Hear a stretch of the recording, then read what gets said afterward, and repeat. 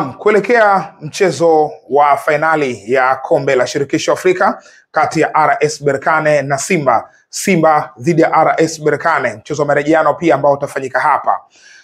Miamba hii miwili ni timu mbili ambazo zinatokea katika kanda mbili tofauti. Berkane wanatokea ukanda wa Afrika Kaskazini na Simba wanatokea ukanda wa Afrika Mashariki. Sasa basi, wakati huu kuna kitu ambacho nakwenda kushare na wewe, lakini kitu hiki kinahusiana na stori ya nyota wawili wa RS Berkane ambao waliwahi kuhitajika na klabu ya Simba Sports. Yaani wakati huu tunapozungumza, pengine hawa nyota wangekuwa upande wa Simba, lakini wapo kwenye kikosi cha RS Berkane. Hii ni behind the scene story ambayo watu wengi pengine hawajui kilichoendelea juu ya nyota hawa wawili. Kikosi cha RS Berkane, moja ya silaha yao muhimu kabisa ni mlinzi wa kati Issoufou Dayo. Yes, Issoufou Dayo ni nyota wa kimataifa wa Burkina Faso ambaye amekuwa na kiwango bora tangu alipojiunga na miamba hii kwenye msimu mwaka 2015, 16 ndo aliingia rasmi kwenye kikosi cha RS Berkane. Mafanikio haya yote ya RS Berkane, hapa tunamzungumzia Issoufou Dayo. Hii ndo story ya kwanza. Huyu nyota aliwahi kuhitajika na Simba. Sasa nazungumza story yake ilikuwa vipi. Huyu ni mlinzi wa kati, center back wa kikosi hiko cha RS Berkane, na ni moja ya nyota wa kutumainiwa kweli kweli, na kimsingi licha ya kuwa mlinzi wa kati, lakini amekuwa na wastani wa kuridhisha wa upachikaji mabao. So far tunapozungumza katika ligi ya kombe la shirikisho Afrika, tayari Issoufou Dayo ameshapachika mabao 3. Wapo nyota watatu wa RS Berkane wenye mabao 3 pamoja na Issoufou Dayo. Sasa Issoufou Dayo, story yake ilikuwa vipi? Ilikuwaje? Nazungumza kwamba alikuwa pengine angejiunga na kikosi cha Simba Sports misimu miwili nyuma. Huu ni msimu mwaka 2024-25. Nyuma yake ni msimu mwaka 2023-24. Msimu huu yeye akiwa na RS Berkane, msimu mwaka 2022-23 akiwa na RS Berkane. Katika msimu huu mkataba wake uliisha. Ikumbuka Berkane aliingia msimu mwaka 2015. Mkataba wake ulikuwa unaisha. Kwa hiyo kama mkataba wake ulikuwa unaisha, alikuwa ni free agent baada ya kumaliza hapa, kabla ya kurenew mkataba mpya. Sasa basi, Simba wakati huu baada ya kumalizika kwa huu msimu walikuwa wanatafuta CB mwingine, center back mwingine, na hiyo ilikuwa kuna baadhi ya mabeki wao wakati walikuwa wanaondoka. Kwa hivyo wakataka beki mwingine ambaye anaweza kuja kureplace katika hiyo eneo la center back, na walikuwa wanataka beki wa kimataifa, yani mgeni. Sasa basi, kocha wa kikosi cha wakati huo alikuwa RS Berkane, alifanya naye kazi huyu Issoufou Dayo. Namzungumzia Florent Ibenge. Ibenge alifanya kazi na Dayo katika timu mbili. Timu ya kwanza aliyofanya nayo kazi ilikuwa ni Vita Club. Vita Club. Miongoni mwa kumbukumbu nzuri za Issoufou Dayo, msimu mwaka 2014 Vita Club inacheza fainali ya Liga ya Mabingwa Afrika dhidi ya Entente Setif na wanapoteza ubingwa kwa faida ya goli la ugenini la Entente Setif. Ndani ya msimu huu Issoufou Dayo alikuwa center back wa kikosi cha Vita Club na hadi fainali alicheza kama mlinzi wa kati. Vita Club hii ilikuwa inaonolewa na Jean-Florent Ibenge.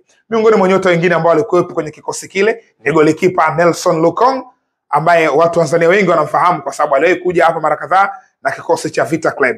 Lakini katika eneo la kiungo wa chini ni Nelson Munganga. Huyu kiungo wa chini ambaye anakipiga kwenye kikosi cha Tabora United, naye alikuwepo kwenye hii Vita Club. Joyce Lomalisa Mutambala alikuwa bench, lakini alikuwepo kwenye Vita Club hii ambayo alikuwa ananolewa na Ibenge. Sasa basi, Ibenge alipoenda RS Berkane alikutana naye pia Issoufou Dayo, kwa hiyo akafanya naye kazi. Simba wakati natafuta beki, miongoni mwa watu ambao waliwaomba ushauri ilikuwa ni Jean Frola Ibenge, ambaye yupo karibu kabisa na klabu ya Simba. Ikumbuke pia hata Al Hilali na klabu ya Simba ni klabu ambazo zina mahusiano mazuri. Kwa hiyo Jean Frola Ibenge aliwaambia Simba wamchukue Issoufou Dayo kwenye kikosi chao, lakini Simba walikacha hii deal kwa kigezo tu cha umri, kwamba Issoufou Dayo inaonekana tayari ni mchezaji mkubwa kwa maana ya umri wake, ameshacheza muda mrefu. Wao walihitaji beki ambaye ni mchanga kwa umri, na mbadala wake sasa ndo Simba Sports wakaenda kumchukua Che Malone Fondo. Malone Fondo alikuwa kwenye kikosi cha Cotton Sport. Wakati Simba wanamchukua Che Malone Fondo, walipewa wakati wanamchukua huyu walishauriwa wamchukue Che Malone pamoja na Goni Ali. Goni Ali ni mlinzi wa kati ambaye alikuwa akipartner na Che Malone Fondo katika huu msimu wa Ligi ya Mabingwa Afrika, ikiwa Cotton Sport walikuwa katika hatua ya makundi wakicheza sambamba na ilikuwa Mamelodi Sundowns walikuwa katika kundi moja. Kwa hiyo performance yao ilikuwa nzuri kwa hao mabeki wawili, kwa maana Che Malone na Goni Ali, lakini Simba wakachagua kwenda kumchukua Che Malone peke yake. Goni Ali wakachana naye na dili ya Issoufou Dayo ikawa imekufa. So far tunapozungumza, Simba wanakwenda kukutana na Issoufou Dayo. Hii ni story ya kwanza ambayo pengine ulikuwa uifahamu, basi jua story ya Issoufou Dayo ilikuwa hivi. Story ya pili inamhusu kiungo wa kimataifa wa Mali. Huyu anaitwa Ismail Sidibe. Sidibe ni kiungo wa chini, yani nambari 6, na ni mchezaji ambaye msimu huu wa 2024-25 ndo amejiunga rasmi na RS Berkane, akitokea kwenye kikosi cha Etoile du Sahel ambako alivunja mkataba wake.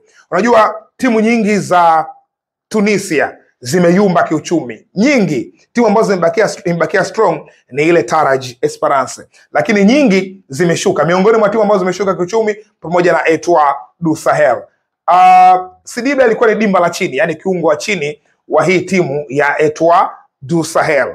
Sasa basi, kwa sababu hizi timu hazina nguvu kiuchumi tena, Sidibe alikuwa na push kuondoka kwenye hii timu.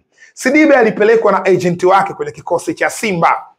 Baada ya kupelekwa, Simba waliikacha hii deal baada ya mshahara kuwa mkubwa. Alikuwa anataka dola 15,000, alipo dola 15,000 monthly, zaidi ya milioni 30 na kadhalika kwenda juu kwa huduma ya kiungo wa ulinzi. Kumbukwe Simba walikuwa wanatafuta kiungo wa ulinzi kweli kweli. That's why katika season hii iliyopita wamesajili Yusuf Kagoma, wamesajili Augustine Okejefa katika eneo hilo la kiungo wa ulinzi.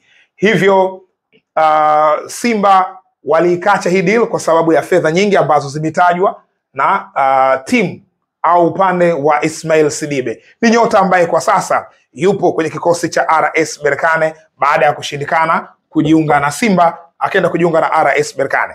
RS Berkane alikofika anakutana na Mamadou Kamara, ambaye kimsingi ni nyota ambaye amekuwa na kiwango bora katika lile dimba la chini la timu hii ya RS Berkane, hali ambayo imemfanya Ismail Sidibe kupata wakati mgumu kuingia kwenye kikosi cha kwanza. Of course Sidibe haingii sana kwenye kikosi cha kwanza kutokana na uwepo wa Mamadou Kamara, mchezaji miongoni mwa wachezaji wa muda mrefu kwenye kikosi cha RS Berkane. Kwa hiyo hawa nyota wawili kwa maana ya Ismail Sidibe pamoja na Issoufou Dayo ni nyota ambao leo fainali inakwenda kuchezwa, au wakati huu ambao fainali inakwenda kuchezwa, basi Simba pengine ingekuwa na hawa nyota wawili kwa upande wao kwenye huu mchezo wa kombe la shirikisho Afrika.